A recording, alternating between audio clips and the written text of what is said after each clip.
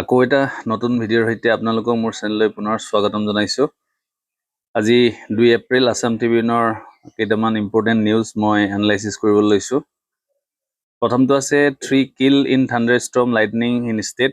আমি সকলোৱে দেখি আছোঁ এইকেইদিন বতৰ খুব লাইটনিং হোৱা দেখা গৈছে। থাণ্ডাৰষ্টৰ্ম যোৰহাটতো কিছুদিনৰ আগত এজন ল'ৰা ঢুকাইছে, তেওঁ মাজুলীৰে হয়, মোৰ ৰুমৰ ওচৰ। গতিকে থাণ্ডাৰষ্টৰ্ম আৰু লাইটনিঙৰ ওপৰত আমি প্ৰিলিমিনাৰী কাৰণে আমাৰ চিলেবাছৰ যিটো ছাবজেক্ট হয় disaster response fund, lightning, national crime, এই গোটেইখিনি মেইনছৰ কাৰণেও current scenario of lightning in India, factors behind the increasing trend of lightning ষ্ট্ৰাইকছ।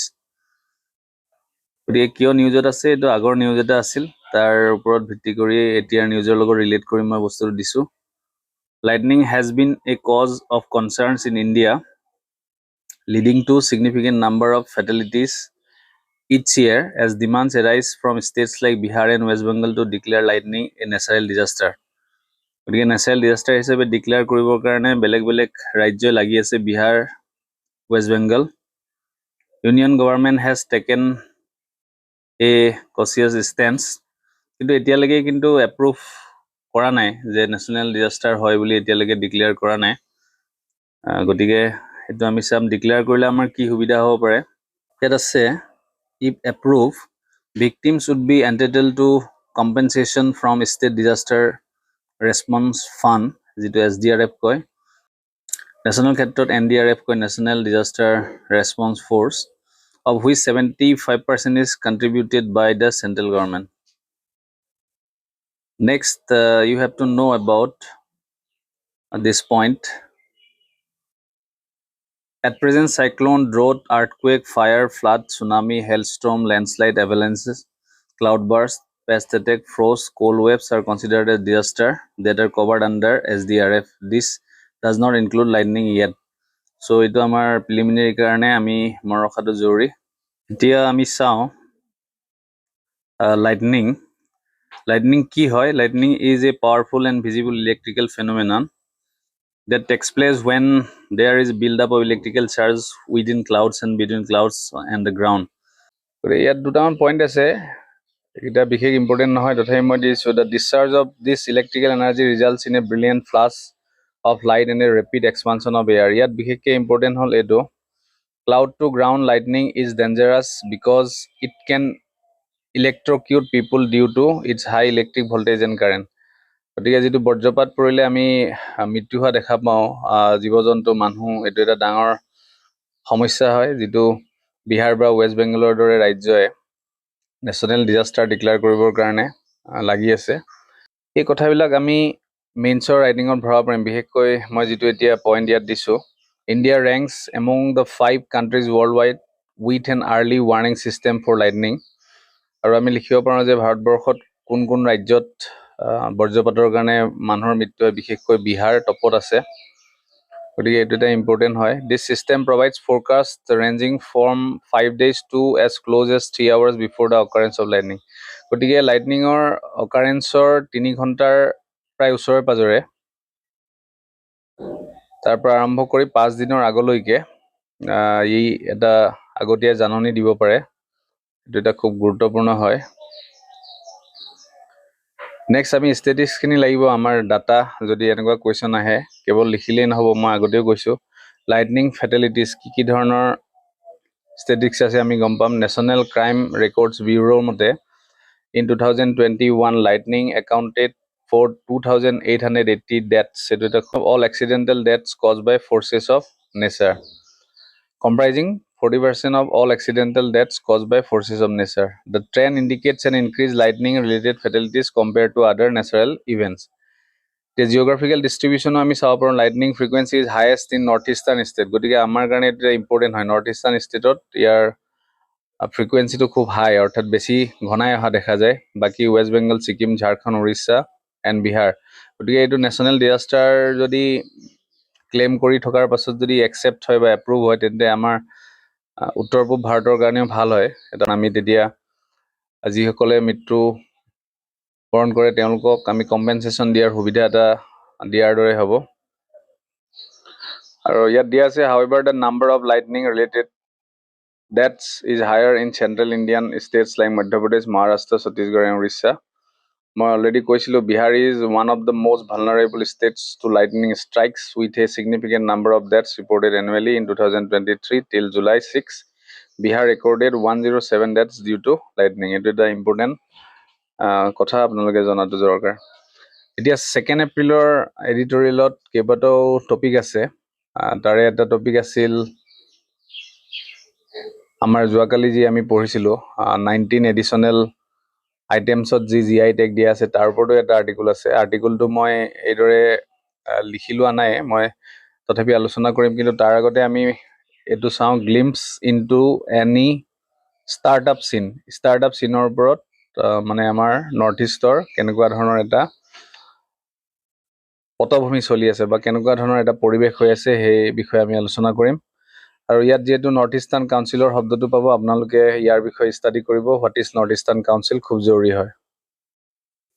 ইয়াত ফাৰ্ষ্ট যিটো লাইন আছে, initiative like Indian Institute of Management Kolkata innovation under North East entrepreneurship development programme in collaboration with North Eastern Council. এই বাক্যটো এইকাৰণে আছে যে north ইষ্টৰ startup যিটো ইক'চিষ্টেম তাক ডেভেলপ কৰিবৰ কাৰণে বা এটা ভাল পৰিৱেশ গঢ়াৰ কাৰণে ইনিচিয়েটিভ লৈছে। যদিও কিছু কিছু চেলেঞ্জেছ আছে সেই বিষয়ে এই আৰ্টিকলটোত আলোচনা কৰিছে। গতিকে এই আৰ্টিকলটোৰ ইম্পৰ্টেঞ্চটো কি আমি সেইটো জানিব লাগিব। এই আৰ্টিকলটো পঢ়িলে আমি ডাইৰেক্টলি যদি আমাক কুৱেশ্যন আহে যে ষ্টাৰ্টআপ যিটো চিন সেইটো আমাৰ নৰ্থ ইষ্টত কেনেকুৱা হৈ আছে, কি ধৰণে ডেভেলপমেণ্ট আনিব লগা হ'ব বা কি ধৰণৰ চেলেঞ্জেছ আছে, তেতিয়া আমি ডাইৰেক্টলি লিখিব পাৰিম। কিন্তু মই বাৰে বাৰে কৈছোঁ যে আৰ্টিকলছবিলাক আমি পঢ়োঁতে আমি অভাৰঅল যেতিয়া পঢ়ি যাম, আমি পিছত দেখিম যে যিকোনো কুৱেশ্যন যদি আমি লিখোঁ তাৰ এনচাৰ লিখোঁতে আমাক বিভিন্ন চ'ৰ্চৰ আমাক প্ৰয়োজন হয়। তেতিয়া আমাৰ মাইণ্ডত এই গোটেই কথাখিনি আহি যাব, যিহেতু মই এতিয়ালৈকে ৰিলেট কৰি আছোঁ। যোৱাকালিও মই কৈছোঁ অভাৰ পপুলেশ্যনৰ ওপৰত যিটো টপিক পঢ়িলোঁ, তাৰপিছত আমি মেনুফেকচাৰিং ইণ্ডাষ্ট্ৰীৰ কথা পালোঁ, তাৰপিছত আজি আকৌ পালোঁ ষ্টাৰ্টআপ চিন। গতিকে বস্তুবোৰ ৰিলেট হৈ আছে, আপোনালোকে বুজি পালে খুব ইণ্টাৰেষ্টিং পাব। এতিয়া নেক্সট আহোঁ, ইয়াত এইমছখিনি আছে, কি কাৰণে ইনিচিয়েটিভটো লোৱা হৈছে আৰু ইয়াৰ এইম কি, ষ্টাৰ্টআপ ডেভেলপমেণ্টৰ এইমটো কি। প্ৰথম হৈছে to nurture entrepreneurship, to foster innovation, promote economic development in north eastern region. আৰু এটা মই নোটটো মেক কৰি থাকোঁতে এটা মোৰ কথা মনত আহিছিলে। আমাৰ আগতে মই প্ৰিপেৰেশ্যন কৰোঁতে কিছুমান কুৱেশ্যন প্ৰিপেয়াৰ কৰিছিলোঁ, য'ত আমাক ডাইৰেক্টলি সোধে যে কি ধৰণৰ ড্ৰবেক্স আছে যাৰ কাৰণে আমি যিকোনো এটা প্ৰজেক্ট বা যিকোনো এটা স্কিম আমি ভালদৰে চলাই নিব নোৱাৰোঁ। তেনেকুৱা ক্ষেত্ৰত আমি একেকেইটা পইণ্টকে আমি বিভিন্ন ধৰণে বাৰে বাৰে লিখিব পাৰোঁ। যেনেকৈ আমাৰ ফাণ্ডৰ ইছ্যু থাকে, মেনেজমেণ্টৰ যিটো আমি ৰেগুলেটৰী প্ৰচেছ সেইটো আমাৰ প্ৰব্লেম থাকে, আমাৰ আকৌ যিটো আমাৰ টেলেণ্ট চাৰ্চ, অৰ্থাৎ টেলেণ্ট চাৰ্চ মানে আমাৰ স্কিল পাৰ্চনৰ যি অভাৱ সেই বিষয়ে লিখিব পাৰোঁ। মই অলপ এনালাইচিছ কৰি মনত পেলালে সেই টপিকটো মই আপোনালোকৰ কাৰণে আকৌ এবাৰ আনিম। তাত মই এটা ইণ্টাৰেষ্টিং টপিক পঢ়িছিলোঁ, য'ত যিকেইটা ক্ৰাইটেৰিয়া আছিল সেইকেইটা প্ৰায় সকলোবোৰ ক্ষেত্ৰতে এপ্লিকেবল হয়। যেনেকৈ ৰেগুলেটৰী প্ৰচেছটো আমাৰ যিকোনো এটা কামৰ কাৰণে ইম্পৰ্টেণ্ট হয়, কি ধৰণে ৰেগুলেশ্যন হৈছে, কি ধৰণে নিয়মাৱলীবোৰ ইমপ্লিমেণ্ট কৰা হৈছে। ঠিক তেনেকৈ আহিব ফাণ্ডৰ ইছ্যু থাকে, ফাণ্ড জেনেৰেট কৰা, কেপিটেল ফৰ্মেশ্যন কৰা, এনেকুৱা ধৰণৰ কিছুমান থাকে। এতিয়া এই পইণ্টকেইটালৈ আহোঁ। Foster innovation, two nurture entrepreneurship খুব জৰুৰী। ফষ্টাৰ ইন'ভেশ্যন, উইদাউট ইন'ভেশ্যন এখন কাণ্ট্ৰি কেতিয়া আগুৱাই যাব নোৱাৰে, নতুন নতুন ইন'ভেশ্যন লাগিব। থাৰ্ডত আহিলে promote economic development in the North eastern region. গতিকে ইকনমিক ডেভেলপমেণ্টটো প্ৰমোট কৰাৰ কাৰণেও ষ্টাৰ্টআপৰ ওপৰত গুৰুত্ব দিয়া হৈছে। এতিয়া কি ধৰণৰ চেলেঞ্জেছ থাকিব, challenges still there show' impact on ease of doing businesses. এই গোটেই বাক্যকেইটা ৰিলেট আছে, ইনিচিয়েটিভ লৈছে, এইমছো আছে, কিন্তু তাৰ পাছতো কিন্তু কিছুমান চেলেঞ্জেছ আছে, যাৰ কাৰণে যিটো ইজ অফ ডুইং বিজনেছ কয়, অৰ্থাৎ বিজনেছ এটা গঢ়াৰ ক্ষেত্ৰত বা বিজনেছ এটা চলাই নিয়াৰ ক্ষেত্ৰত যি ইজি প্ৰচেছ বৰ্তমান কৰা হৈছে, অনলাইন প্ৰচেছ হওক বা সহজে লাইচেঞ্চ প্ৰাপ্ত হোৱা, এনেকুৱা যিবিলাক ইজ অফ ডুইং বিজনেছৰ যিবিলাক এলিমেণ্টছ, সেইবিলাক কিন্তু এতিয়াও ইম্পেক্ট হৈছে বিকজ অফ ভেৰিয়াছ ৰিজনছ। এতিয়া ইণ্টাৰেষ্টিংলি আমাৰ নৰ্থ ইষ্টত কিয় ষ্টাৰ্টআপটো গ্ৰ' কৰিব পাৰে, কালচাৰেল ডাইভাৰ্চিটি আছে, নেচাৰেল বিউটি, আনটেপ ইকনমিক পটেঞ্চিয়েল। আনটেপ শব্দটোৰ লগত ৰিলেট কৰি কিন্তু কুৱেশ্যন অহাৰ বহুত চান্স থাকে। আমাৰ ক্ষেত্ৰত আনটেপ হিউম্যান ৰিসোৰ্চৰ ক্ষেত্ৰত আহিছিল নেকি মোৰ মনত পৰামতে ঠিক তেনেকৈ এতিয়া নেক্সট আহোঁ understanding the North eastern startup ecosystem যিটো ইক'চিষ্টেম আমাৰ ইয়াত কেনেকুৱা হয় এই বিষয়ে আমি চাওঁ ইক'চিষ্টেম বুলি ক'লে যিকোনো এটা পৰিস্থিতি তন্ত্ৰত যিখিনি একেলগে থাকে যেনেকৈ পুখুৰীৰ আমি ইক'চিষ্টেম পাইছোঁ তাত ভেকুলী মাছ বিভিন্ন শেলাই বা যিকোনো ধৰণৰ মেটেকা এনেকুৱা ধৰণৰ থাকে গোটেইটো একেলগে ইক'চিষ্টেম কয় ঠিক তেনেকৈ নৰ্থ ইষ্টৰ ষ্টাৰ্টআপ ইক'চিষ্টেমটোৰ কেৰেক্টাৰিষ্টিক্সখিনি কেনেকুৱা আমি সেই বিষয়ে চাম এতিয়া ইয়াত আছে diverse range of industries including agriculture tourism handicrafts renewable energy health care and information technology গতিকে ডাইভাৰ্ছ ৰেঞ্জ এটা আমি নৰ্থ ইষ্টৰ ক্ষেত্ৰত দেখোঁ এগ্ৰিকালচাৰ আছে টুৰিজিম হওক হেণ্ডিক্ৰাফ্ট হওক ৰিনিউৱেবল এনাৰ্জি হওক হেল্থ কেয়াৰ হওক আৰু ইনফৰমেশ্যন টেকন'লজি গতিকে ইয়াত লিখিছে this startup often leverage the region's unique strength such as its rich biodiversity cultural heritage strategic location along with international borders to create innovative solution and products অৰ্থাৎ এই ষ্টাৰ্টআপবিলাকৰ কাৰণে এটা benefit হয় যে আমাৰ যি ৰিচ বায়'ডাইভাৰ্চিটি হয় কালচাৰেল হেৰিটেজ আছে ষ্ট্ৰেটেজিক লোকেশ্যন আমাৰ যিটো নৰ্থ ইষ্টখন এনেকুৱা এটা লোকেশ্যনত আছে যাৰ কাৰণে আমি gateway to South East Asia বুলি ক'ব পাৰোঁ ভাৰতৰ কাৰণে বিভিন্ন বাণিজ্যিক ক্ষেত্ৰত হওক এক্ট ইষ্ট পলিচিৰ ক্ষেত্ৰত হওক গতিকে সেইটো এটা আমাৰ কাৰণে পজিটিভ চাইন হয় এই গোটেই ইণ্ডাষ্ট্ৰীবিলাকৰ কাৰণে কিন্তু আমি কিছুমান চেলেঞ্জেছ পাওঁ সেই চেলেঞ্জেছবোৰ ডিছকাছ কৰাৰ কাৰণে আৰ্টিকলটো ইয়াত দিছে ইনফ্ৰাষ্ট্ৰাকচাৰেল চেলেঞ্জেছ আছে ইনএডিকুৱেট হয় প'ৰ ৰুট কানেক্টিভিটি সকলোৱে জানো আমি সকলো ঠাইতে কানেকশ্যন নাথাকে ৰাস্তা বহুত বেয়া হয় limited access to reliable electricity and internet connectivity issue থাকে গতিকে তাৰ কাৰণে আমি লজিষ্টিকেল চেলেঞ্জ কিছুমান ফেচ কৰোঁ ইনচোৰ্চিং ৰ মেটেৰিয়েল যিটো আমি বস্তু এটা বনাবৰ কাৰণে আমাৰ যিটো ষ্টাৰ্টিঙৰ মেটেৰিয়েলছ লাগে সেই ক্ষেত্ৰত লজিষ্টিক চেলেঞ্জ থাকে এঠাইৰ পৰা আন ঠাইলৈ অনা নিয়া কৰাৰ ক্ষেত্ৰত ডিষ্টাৰ্ব হয় ডিষ্ট্ৰিবিউশ্যন অফ প্ৰডাক্টছ অসুবিধা হয় এছেছিং এছেঞ্চিয়েল ছাৰ্ভিচখিনি এছেছ কৰাৰ ক্ষেত্ৰত অসুবিধা গতিকে লেছ কম্পিটিশ্যন হয় গতিকে ইক'চিষ্টেমটোত কম্পিটিটিভনেছটো কম হয় তাৰ কাৰণকেইটা আমি অলৰেডি পাইছোঁ কম্পিটিশ্যন বহুত কম এতিয়া যি ধৰণে চিম্পল এক্সাম্পল আগতে যিটো সময়ত হয়তো ইমান বেছি ট্ৰান্সপাৰেণ্ট নাছিল ৰিক্ৰুইটমেণ্টৰ ক্ষেত্ৰত এতিয়া যেনেকৈ APSC ট্ৰান্সপাৰেণ্ট হৈছে একাউণ্টেবল হৈছে ঠিক এতিয়া কম্পিটিশ্যনটো যি ধৰণে বাঢ়িছে এই তেনেকুৱা ইক'চিষ্টেমটো এই ক্ষেত্ৰতো আমি এপ্লিকেবল বুলি ধৰিব পাৰোঁ কম্পিটিশ্যন হ'বৰ কাৰণে পাৰফেক্ট ইনফ্ৰাষ্ট্ৰাকচাৰ লাগিব কানেক্টিভিটি লাগিব ইণ্টাৰনেট এক্সেছ লাগিব এই গোটেইখিনি খুব জৰুৰী হয় এটা পইণ্ট ইয়াত দিয়া আছে you can link how government is taking steps like multimodal infra project like Kaladan projector বিষয়ে মই আগতেও কৈছোঁ এদিন অকল এটা ভিডিঅ' তাৰ কাৰণে মই আগবঢ়াম গতিকে আমি আগতে পঢ়াবিলাক ইয়াৰ ৰিলেট কৰিব পাৰোঁ আমি মাল্টিমডেল ইনফ্ৰাষ্ট্ৰাকচাৰ প্ৰজেক্টৰ বিষয়ে লাষ্ট কেইবাটাও আৰ্টিকুলত পঢ়িছোঁ গতিকে আমি এইটো লিখিব পাৰোঁ যে গভৰ্ণমেণ্টে কেনেকুৱা ধৰণৰ ষ্টেপছ লৈছে ৰেগুলেটৰী হাৰ্ডেলছ এটা ডাঙৰ সমস্যা ৰেগুলেশ্যনৰ কাৰণে এতিয়া ৰেগুলেটৰী প্ৰব্লেমটো অলপ সলভ কৰাৰ কাৰণেতো এতিয়া বিভিন্ন ধৰণৰ ডিজিটেল মেকানিজিম কিছুমান অনা হৈছে ডিজিটেলি অবটেইন কৰিব পৰা যায় আজিকালি লাইচেঞ্চ হওক বা যিকোনো ডকুমেণ্টছ হওক এই চাৰ্টিফিকেটবিলাক লোৱাৰ ক্ষেত্ৰতো গতিকে আমি ডিজিটেল প্লেটফৰ্মৰ কথা আলোচনা কৰিম পাছত এতিয়া কৈছে navigating regulatory framework is complex and time consuming গতিকে ৰেগুলেটৰী ফ্ৰেমৱৰ্কটো অলপ কমপ্লেক্স হয় আৰু টাইম কনজিউমিং হয় একদম চিম্পল ৱেত যদি আমি ৰেড টেপিজিমটো ডেছক্ৰাইব কৰোঁ যিকোনো এটা কাম কৰিবৰ কাৰণে আমাক প্ৰপাৰলি যিমান সময় লাগে তাতকৈ অধিক সময় লোৱা যায় তাৰ কাৰণ হৈছে বিভিন্ন পেপাৰ ৱৰ্ক থাকিব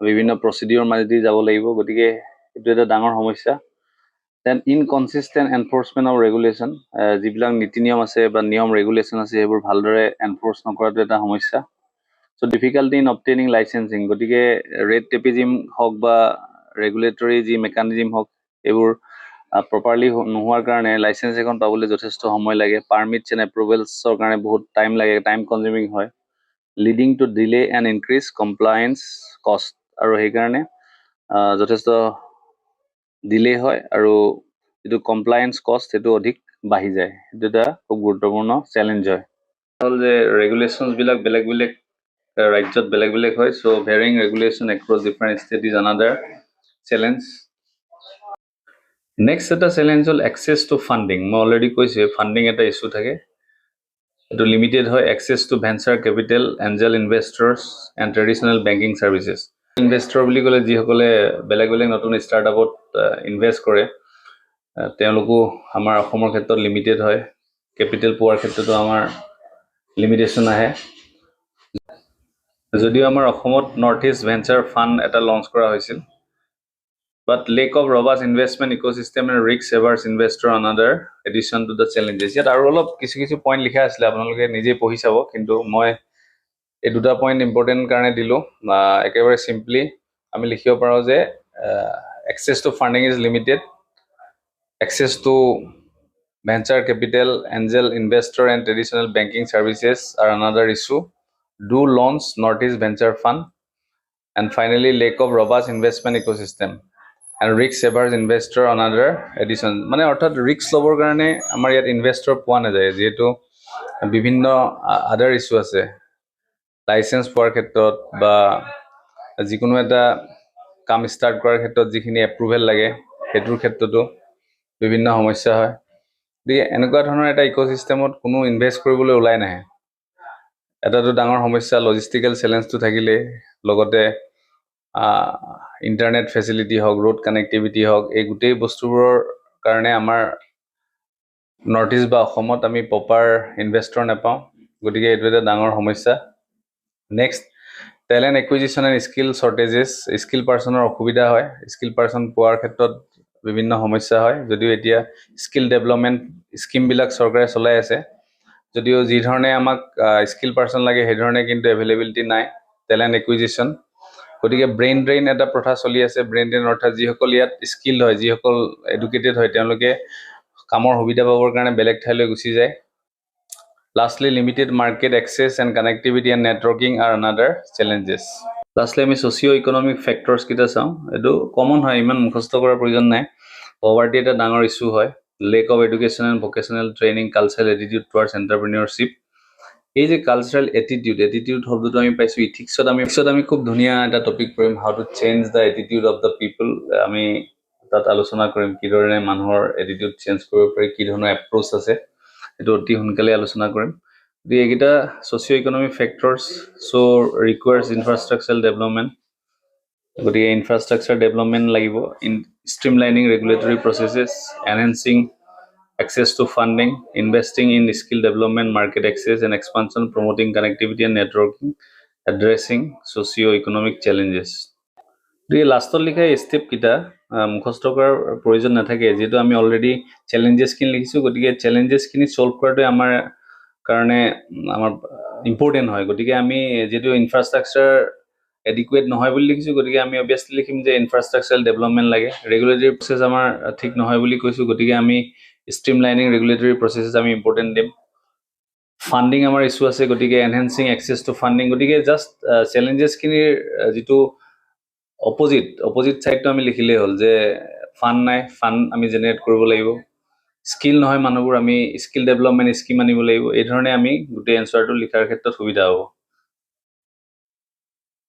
আৰু লাষ্টলি একিটামান টপিক আছিল টপিক ওয়াইজ নাই আসলে নিউজ আছিল নিউজ পেপাৰ মই ইম্পৰ্টেন্ট বুলি ভাবিলো Security and Exchange Board এটা Scores 2.0 বুলি লঞ্চ কৰিছে new version of SEBI complaint redress system গতিকে এটো আপোনালোকে নিজে পঢ়ি চাব প্ৰিলিমিনাৰী কাৰণে ইম্পৰ্টেন্ট বুলি ভাবিলো আৰু যদি ডিজিটাল প্ল্যাটফৰ্মৰ বিষয়ে কিবা যদি আমি এক্সাম্পল দিব লাগে আমি লিখিব পাৰোঁ নেক্সট আছে SEBI কি হয় স্ট্যাটিউটৰী বডি হয় এস্টাবলিশ অন এপ্ৰিল 12 স্ট্যাটিউটৰী বডি কি হয় বা ৰেগুলেটৰী বডি কি হয় বা কনস্টিটিউশনাল বডি কি হয় এখিনি আমি পলিটিক্সত আলোচনা কৰিম গতিকে এইকিটা পইণ্ট নিজে চাব লাষ্ট এটা ওড়িশা দিৱস আছে ওড়িশা দিৱস এটো ইম্পৰ্টেন্ট বুলি ভাবিলো কাৰণ অৰুণাচলত যদি ওড়িশা দিৱস পাতিছে তে কনফিউজ থাকিব পাৰে কি কাৰণে পাতিছে ওড়িশাৰ মানুহবিলাক আৰু অৰুণাচলৰ মানুহবিলাকৰ বহুত ইউনিক সিমিলাৰিটি আছে বুলি কৈছে যে প্ৰগ্ৰামটোত গতিকে তাতো ওড়িশাৰ মানুহ আছে নিশ্চয় যিটো ট্ৰাইবেল পপুলেশন অৰুণাচলৰ লগত সেম বুলি কৈছে গতিকে